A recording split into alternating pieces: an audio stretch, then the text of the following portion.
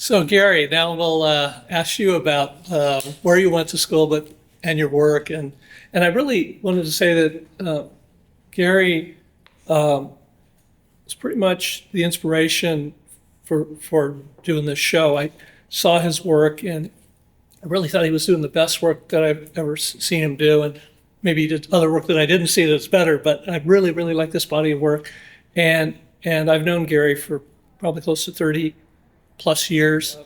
Tell us about your new work from the last couple of years. And I think you're right. I think it's the best work I've ever done. I'm really proud of it. And I went to UCLA, got my BA in '74, my MFA in '77. And the '70s were a great time to go to art school, at least in UCLA. It was a great time. I mean, I look back on those years with just so much happiness. It was I loved the faculty. I became friends with a lot of the faculty, Bill Bryce and Sam Amato and Elliot Elgar and Les Miller. Les was up there.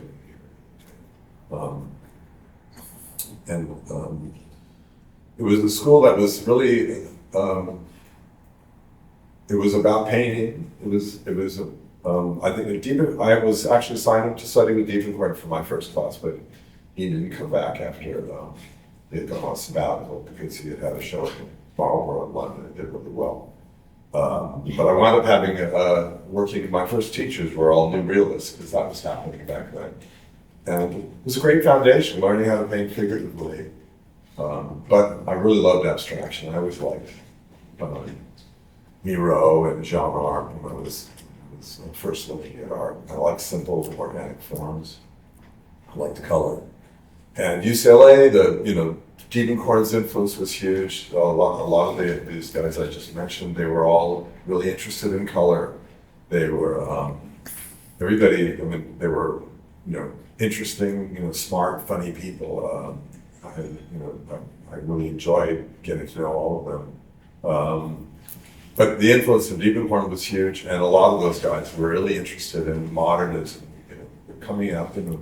I think Matisse was a big hero for a lot, and so they really loved, and as he was for Diebenkorn, they loved color, and there wasn't an exact way to paint, at least not my experience. Everybody was pretty happy to let you do whatever you wanted to do, and it was actually, the attitude back then was kind of very non-professional. Most of it, at least the faculty that I was, the older faculty that I was connected with, they were people who sort of had an anti-professional attitude. They thought they didn't help you figure out how to get into the gallery system. They didn't encourage you to do work that was going to be commercial. They encouraged you to stretch yourself, to make paintings that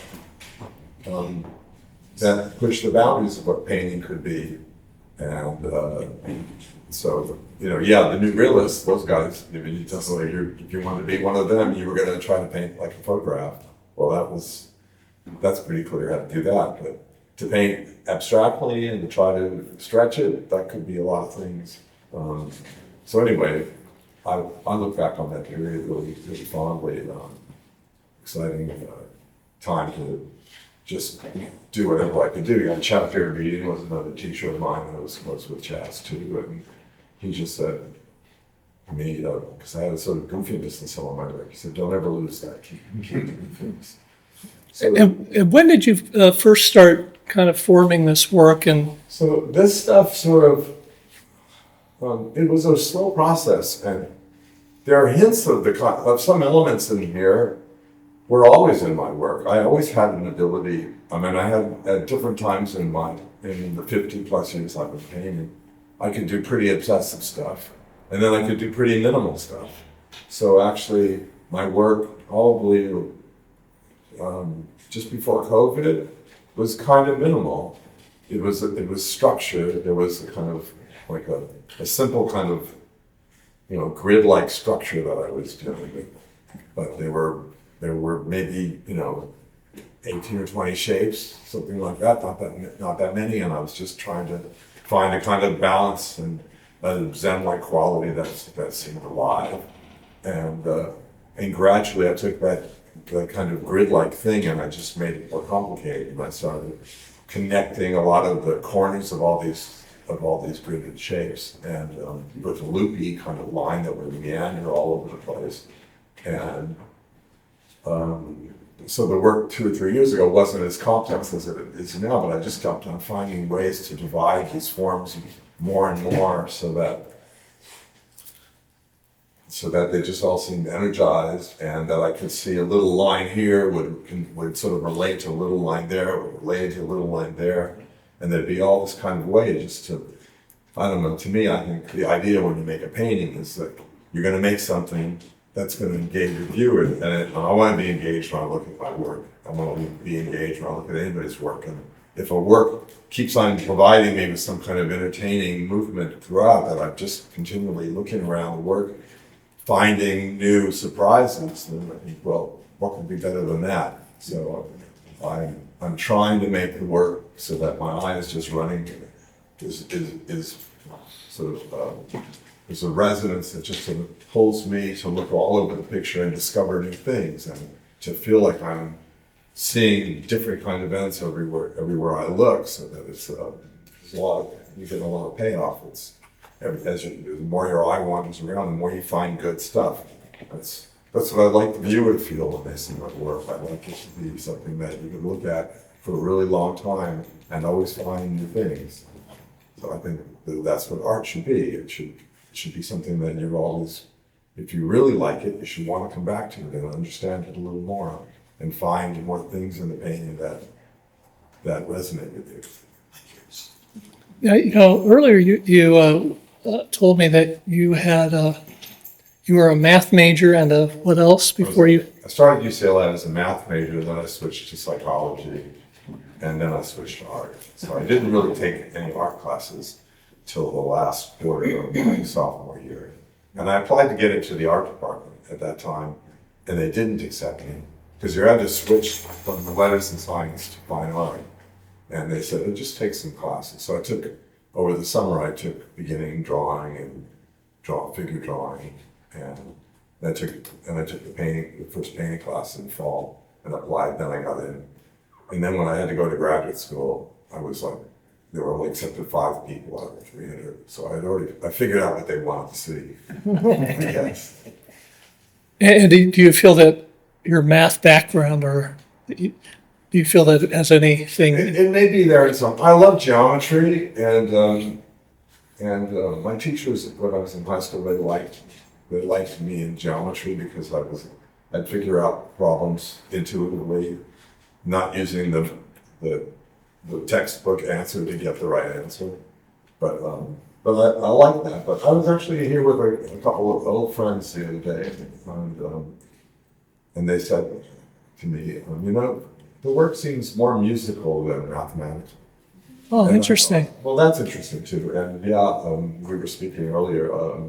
I actually did play piano pretty well, and I played a couple of other instruments. So I think music is a big part of my life as well. And I think music and math are connected. Yeah, absolutely.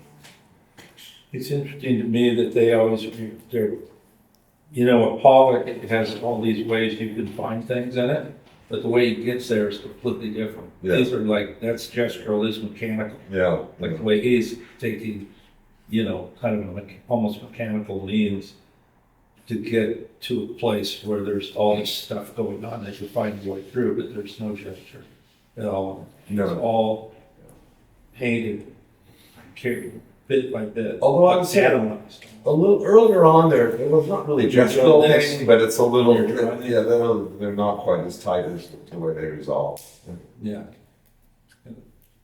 He's using the projector, I'm using an artificial means. There's a lot of artifice going on around here, which I think is a sign of the times.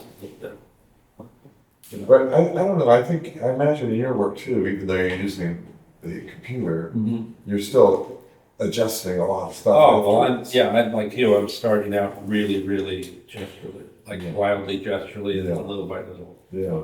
Coming into it. Yeah, and then you're evaluating it, and you're speculating. Yeah. How can this be better? All Maybe I along should the way. try this and that. Yeah. So we're not pre-planned. I mean, the thing about working with the computer, it's like some people think, well, it's this very rigid thing, but it's so crazy loose, right? And it's like everything when you're working on it, what I've noticed is that you just save stuff, like, because you will get to this place in the composition where it's like, wow, that's really cool. I want to go further. So you save it, and then you keep producing like alternatives, and alternatives like more than you would without a computer. If you were just painting or drawing, you might settle on something. But in the computer, you just keep, it's like what people said about, oh, a computer's gonna make your life easier. No, it just makes you work more. It's like, I would have to say though, for myself, I've done some murals and I've done some prints based on computerized stuff. But the problem I have with computers, everything looks good. And you can't, with paint, it can look really bad. Yeah. That's why I like painting better. I think painting's hard to do. Well, yeah, and it's, the computer is just a means to get to a point for some artists. It's not it's not the end product for you. It's a means to an end. I have some things that exist only virtually, kind of like on the computer, like, we have to print them out. But then it's the print, and it's kind of like a digital print. But I have like where I scan, for instance, organic blobs of paint, and then I get them in Photoshop, and there's tools like where you can stretch the paint out again, make it malleable again. Yeah. And so it's like, but it's always just this virtual thing, Yeah, it's really easy, but but I've done it too. And actually, I think You're having trying to used make things hard. well, I pride myself on that. The work is really hard to do. It's hard to make any work. And I always tell my students too, but painting's hard. Painting's hard. Yeah, it is. It is. I teach at Brentwood Arts Center. Oh, yeah. Private school. Yeah. But I also think about this. I think having learned Photoshop and I've used it a lot. I don't use it in these works, but if I've done printmaking, some of the prints I've done, I've worked with a publisher and used that as my means of getting at the image. But thinking in terms of layers, I wouldn't have made these paintings if I hadn't worked with layers in Photoshop. Because I think they make you think about this kind of overlap stuff in a different way than you could before the computer was invented.